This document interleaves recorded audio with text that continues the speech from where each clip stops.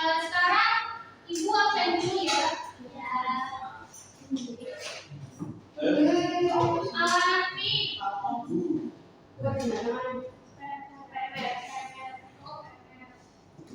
Aliano Fitriani, Anissa Bella, masuk.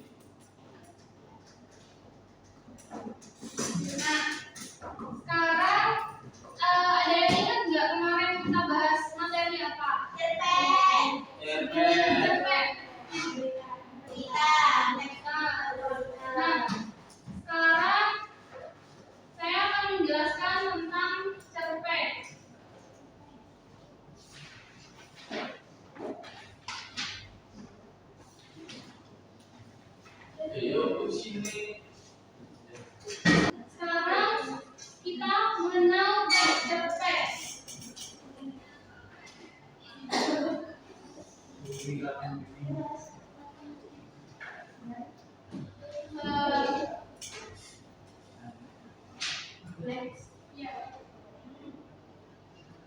Nah, pengertian dari teks cerpen yaitu cerpen atau cerita pendek adalah salah satu bentuk karya sastra prosa yang menceritakan sebuah peristiwa kehidupan tokoh secara singkat, padat, dan langsung menuju inti cerita. Next. Terus ini ada ciri-ciri dari cerpen. Ciri-ciri cerpen yaitu memiliki alur cerita yang sederhana. Tokoh dalam cerpen itu terbatas, hanya ada tokoh inti.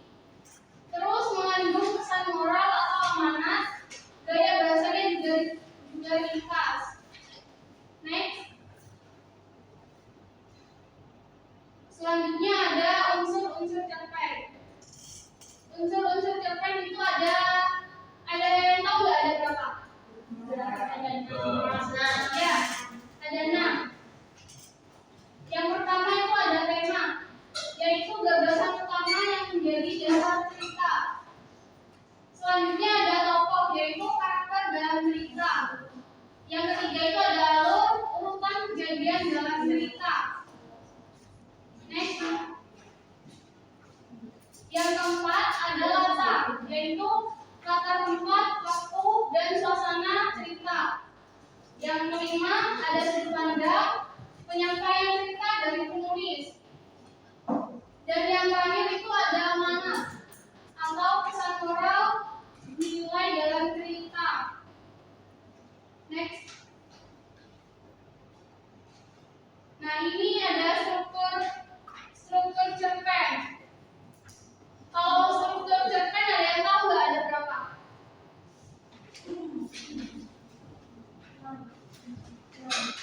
Ya, ada 6. Nah, ini yang pertama ada abstrak, yaitu ringkasan awal cerita. Yang kedua ada orientasi, yaitu pengenalan,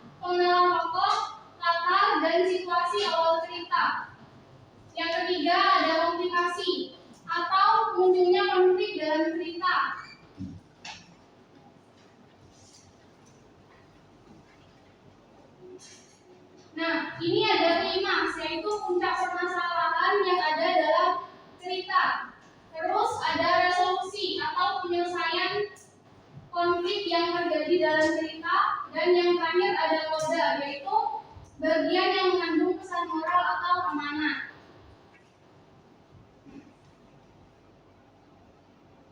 Nah, kalau yang ini langkah-langkah membuat cerpen. Langkah-langkah dalam membuat cerpen itu, yang pertama menentukan tema dan pesan yang ingin kalian sampaikan. Yang kedua menentukan tokoh, alur, dan latar. Yang ketiga menyusun cerpen dengan bahasa yang menarik. Dan yang terakhir melakukan revisi atau peningkatan cerita. Nah, ini kesimpulannya. Kesimpulan dari cerpen adalah bentuk prosa naratif dengan alur tunggal dan jumlah kata yang pendek. Unsur-unsur utama cerpen meliputi tema, tokoh, alur, latar, sudut pandang, dan amanat. Pemahaman tentang struktur dan latar penyusunannya penting untuk menulis cerpen yang menarik dan mudah dipahami. Melalui pembelajaran cerpen, siswa diharapkan dapat menganalisis dan menghasilkan karya cerpen berkualitas.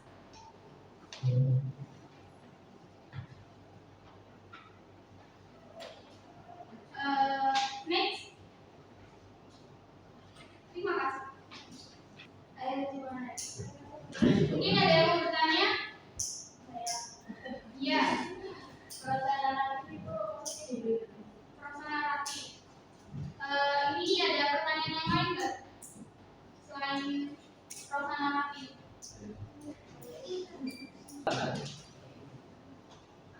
Apa itu tokoh psikologis?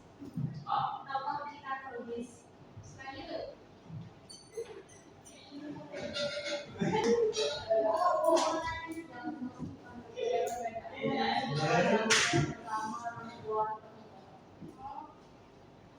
Untuk pertanyaan yang tadi itu saya ingin jawab ya.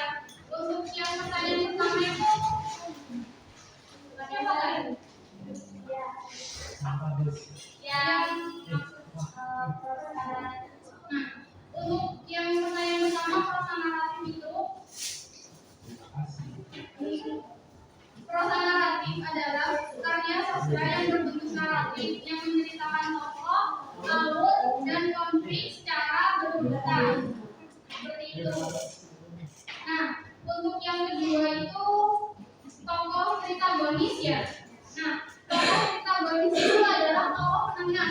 Tokoh penengah antara tokoh protagonis dan tokoh antagonis. Seperti itu.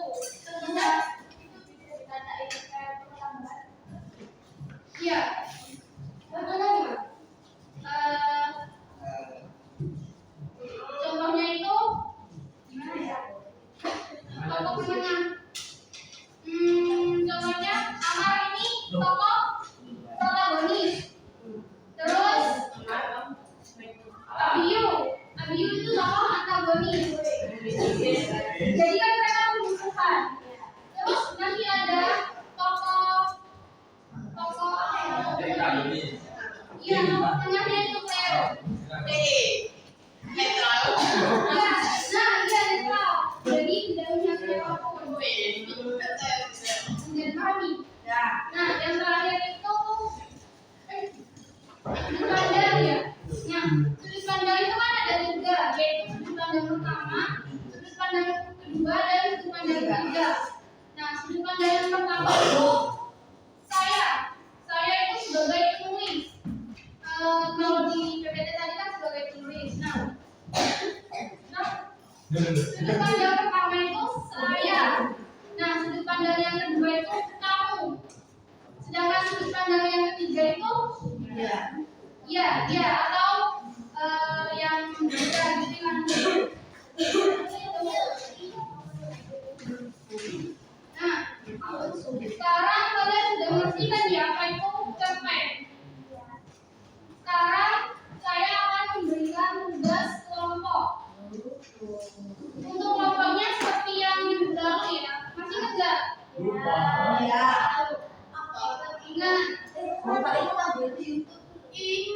Karena nanti awalnya sudah dibentuk, sekarang kita kembali ke kelompok masing-masing. Kelompok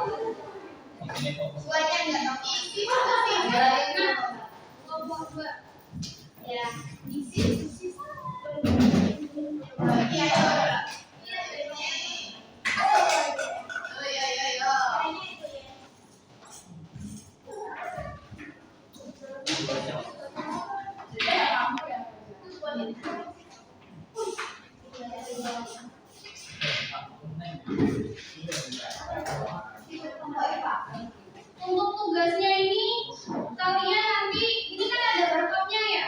Nah, nanti kalian scan, terus kalian jelaskan unsur intrinsik dari cerpen yang ada di berkop ini. Entah itu tema, tokoh, latar, alur, dan sudut pandang, dan yang menarik semua maksudnya.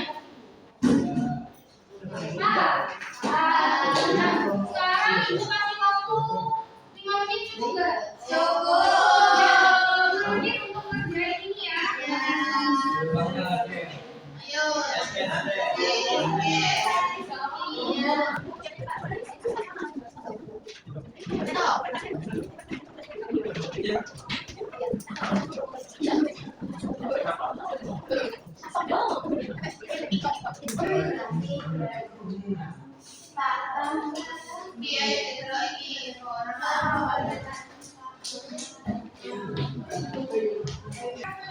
Untuk satu kelompok satu HP ya.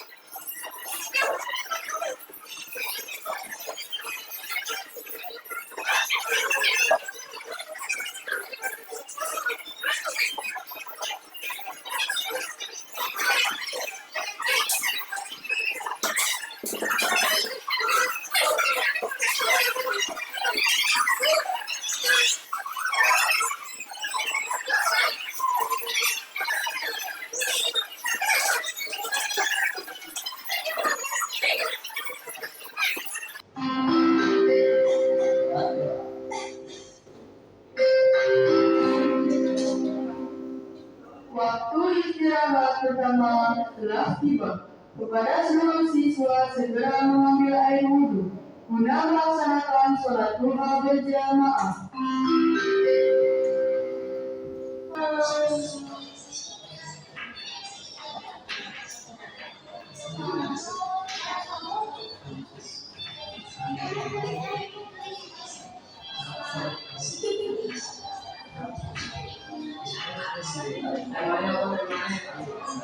Ada yang sudah nggak? Sudah. Nah, ini kan waktunya sudah habis. Jadi yang sudah dikumpulin ya. Terus kita nanti untuk pertemuan yang depan kita presentasi tugas ya presentasi minggu depan. Jadi sekarang dikumpulin aja karena waktunya udah selesai.